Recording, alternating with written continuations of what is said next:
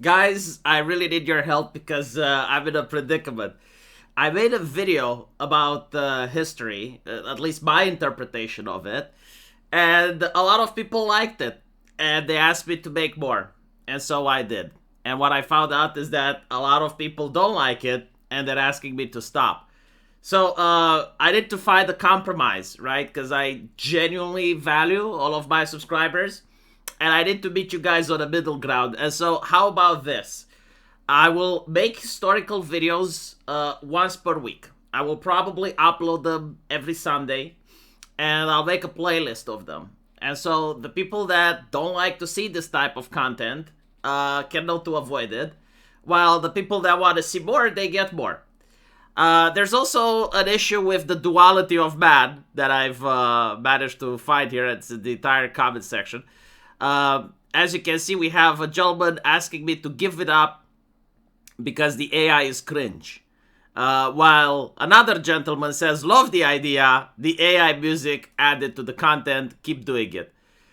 So, if you haven't seen the way I made the videos, like I talk about what happened, the historical take, and at the end, I did add a video that has AI, and the video is like 1 minute long. I thought it drives the point a little bit more across. It is AI, but I wrote the lyrics personally. Okay, so a lot of people asked, where did you get the video? Where can I find it? You can't. Okay, like this is a video that is made by me by writing the lyrics and then asking the machine to play a specific type of music and what emotions to push. And so I do understand that a lot of people hate AI, while it seems that other people like it. And so, again, I will only do this once a week in a playlist for the people that want to listen to it. And I can also upload the music video on Twitter, and you guys can find it there.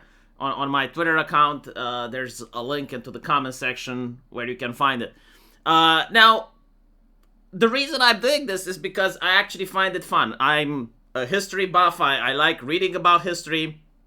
I have my own takes on what actually happened, so don't expect these videos to be something that are comprehensive or that you can use them in your PhD for your history major.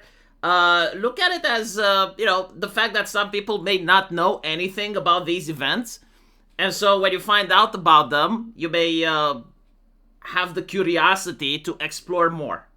I had a lot of people being upset saying that the French Revolution wasn't about the peasants, it was the elites fighting the elites. That's an interesting take. It's not wrong. Like, there were obviously middle class people that were backing the revolution financially, there were various interests. However, that's not the point of the video to argue this level of politics. The point of the video is to tell someone that has no idea about the French Revolution what actually has transpired so that maybe they get curious enough and they start doing a little bit more research. Another criticism that I got is that I am biased by titling the video When France Became a Really Safe Place and then talking about guillotining people. Like, my brother in Christ, have you watched the video? They literally called the Revolutionary Committee, they called it the Committee of Public Safety. Like, I didn't give the name. I didn't give the title. That's what they called themselves. And then they started decapitating 40,000 of their revolutionaries. And so, the jokes write themselves. This is not being biased against safetyism. Like, the reason I chose this title is specifically a play on words. Like, yes, they were calling themselves that. They called themselves the Commission of Public Safety. And then they considered that people's lives were a mistake. And they were doing this because the government was keeping the revolutionaries safe. Another criticism that I got was regarding paper and the availability of books. I basically debunked the myth that existed in, I guess, like my own education, which was created by communists, and it's a myth that leftists are pushing, on the fact that the church and the nobility was keeping people illiterate. Basically the same way that Americans were keeping the slaves illiterate by forbidding them to read. This is not what happened in most of Europe, what happened was that vellum was extremely expensive. And a book that was also written with the inks and the dyes available at the time and could have only be written by a person that knew how to do it, was so expensive that even minor nobles were unable to purchase books. Now, the rebuttal that I got is like, well, no, actually, paper always existed, and they used vellum because it preserved better. I was talking about the year 1200 before the Black Death. Yes, paper existed in China. It then became popular in certain places of Italy that arrived through trade. But it was also like not at an industrial scale. You're not contradicting what I'm saying. Books were actually extremely expensive. And so if you're a peasant and you don't have access to books, what's the point in learning how to read? Not to mention almost all of them were in Latin. Now, of course, I did mention in the video that some peasants could read. In fact, there is evidence of a lot of them signing their names on marriage certificates. But this is not in the year that I'm talking about. I'm talking about 1200, okay? Like, back then, no, most peasantry were illiterate. I didn't even think this is up for debate. I didn't even know this is controversial to say. I explained why the illiteracy, right? Because, like, it doesn't make sense. Most people can learn to read at the age of 5 and 6. And so how is it possible that a medieval peasant wouldn't be able to read? The answer is, well, he couldn't afford books. That's why. Another thing that pissed people off, I don't know why, is when I say that the church was gatekeeping knowledge. And if you look at medieval time period, everyone was gatekeeping knowledge. Like the shoemakers were gatekeeping knowledge, the doctors were gatekeeping knowledge, everyone was doing it, right? The way the church was doing it is by refusing to make mass in anything else but Latin. So if you're preaching to a French congregation and you're preaching in Latin, they don't understand what's being told. They don't get the ceremony.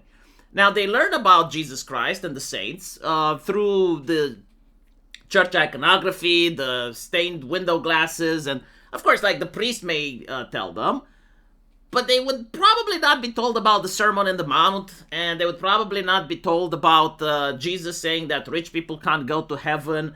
They wouldn't have like the ideological framework to contradict church indulgences. And when the peasants finally do, you get the religious wars in Europe. And so, again, like, I did try my best in order to make a video that is not biased. Like, the first part of the video was talking about the church excesses and the gatekeeping of knowledge, which eventually leads to the uprising that we see with the French Revolution. And they're installing the cult of reason, and they're having state-sponsored atheism, pretty much, before the Soviet Union thought it's cool. And they end up murdering people. And so, like, I'm doing my best in order not to portray this as good versus bad, black versus white. I'm trying to portray it as a chain of consequence and reaction. Like the dominoes falling, and everything, to me at least, flows from a logical conclusion. Like, yes, the church was also wrong for doing that and for siding with the noble assembly against the peasantry. And then the peasants were also wrong when they created the revolution. In fact, like, there's letters from America, another nation that was also undergoing its revolution against the divine right of kings. And they say about the French Revolution, great idea, wrong execution. So no, I disagree. Like, I don't think that the video that I've made is anti-religion or that the video that I made is pro-atheism. That type of criticism can only come from people that didn't watch the video. Okay, so again, to sum up, I understand that the algorithm hates me for doing it. I understand that some of you guys don't like historical videos, like you didn't subscribe on this channel for this. And so for you guys, I will keep making the same content. And for the others that do like it, I will upload every Sunday from now on a historical video. Probably the next one is going to be the suffering of King Louis. Not the one that got guillotined, but his son. Like, the treatment that he endured is some of the most grotesque and vile treatment a child can ever experience. And I'm going to do my best to do that story justice. This Sunday will be uploaded, as I mentioned. As for the videos, yes, they're not from actual bands. They are AI made. and you're going to see them at the end of every historical expose. As for the musical part of the video, no, I can't upload it because it's AI made. I don't want to upload just slop and just make it an AI video and then put it. Like, I feel that it has to be transformative in content. So, me talking 10 minutes about historical takes and then at the end for like 40 seconds adding a song, I think that's transformative enough to justify being uploaded. But uploading it separately, no, and I think it would piss off even more people. But if you just want like the song, which again has lyrics that I personally make, you can find it on my Twitter or you can find it on my Discord. All right, I'm not going to upload them separately. Let me know what you guys think about this. Again, hopefully I'm not upsetting a lot of my fans. I don't like being like those other content creators that go like, no, it's my way or the highway. At the end of the day, this is a business. I understand that I have a large audience, which often can disagree with it. And so I'm calling for a general assembly, right? Like, I want to see what these states are saying now. Let me know in the comment section, and I'll see you guys there. Take care.